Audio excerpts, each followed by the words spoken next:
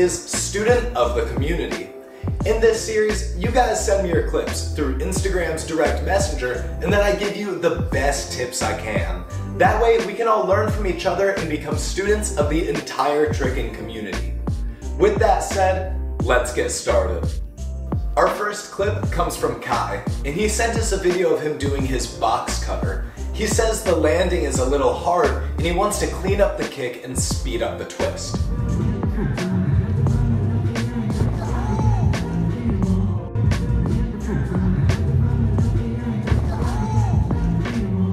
First, I want to say that was a good box cutter. You had a really nice hook kick and it really swept across your target.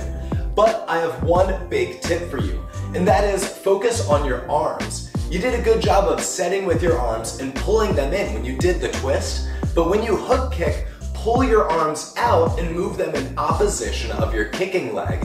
Applying some of that martial technique to the box cutter will make the hook kick come out a lot cleaner and look a lot more effective and martial.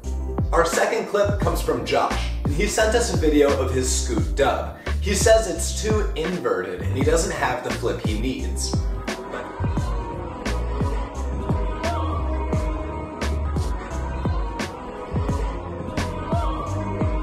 First, I want to say that was a great attempt. You're super close to the scoot dub.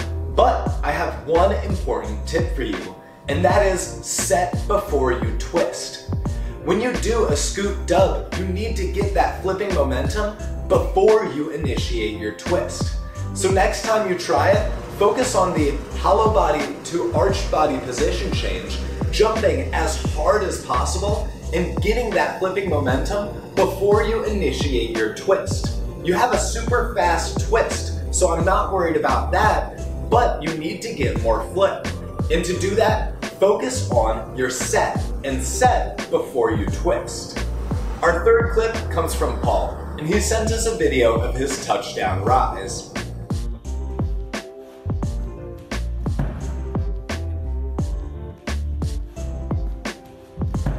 The first thing I want to say is you have good technique.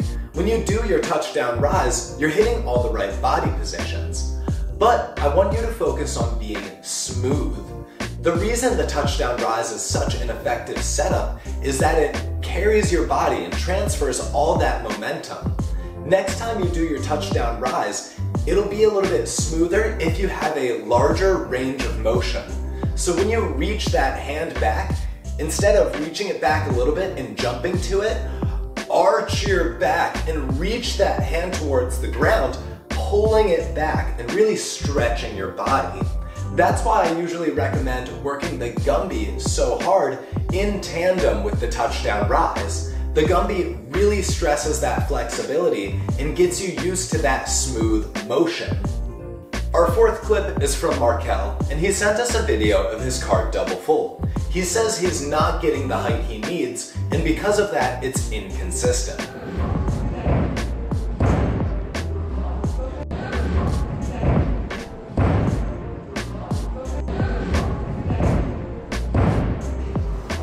First, I want to say you could easily land the cart double full if you just focus on one thing, and that is blocking.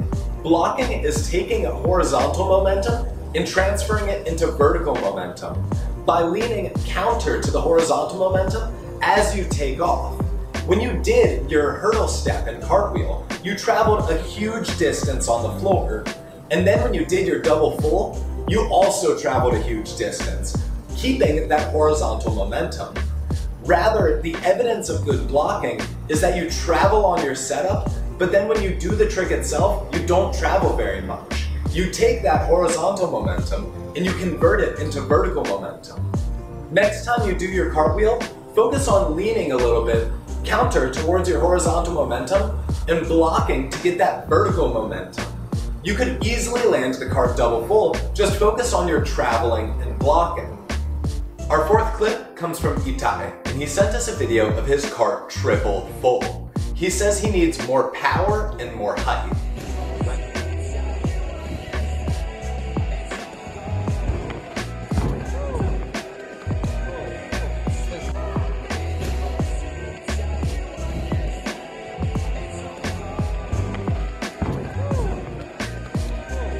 That was an amazing cart triple full. I don't think you need more power or more height. I just think you need a little bit of control. You did a great job of traveling in that cartwheel and getting a ton of horizontal momentum, but just like the last clip, you didn't do the best job of blocking and getting vertical momentum. That could explain a little bit of your height. But if you just controlled your body positions when you went into the cart triple, you could easily land it. In the first twist, your body was a little bit tucked and your arms were a little bit loose. And then you penciled out with an amazing tight twist, but then you just held it until you drilled into the ground. Rather, you want to set, pull in a tight twist, and then open up before landing to have that control.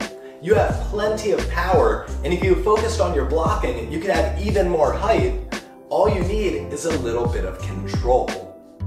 Thank you guys so much for watching, and a special thank you to everybody who submitted their clips. If you want to get your clips featured on the next Student of the Community, direct message them to me at Mastering Tricking on Instagram. Thank you guys again, and have a lovely day.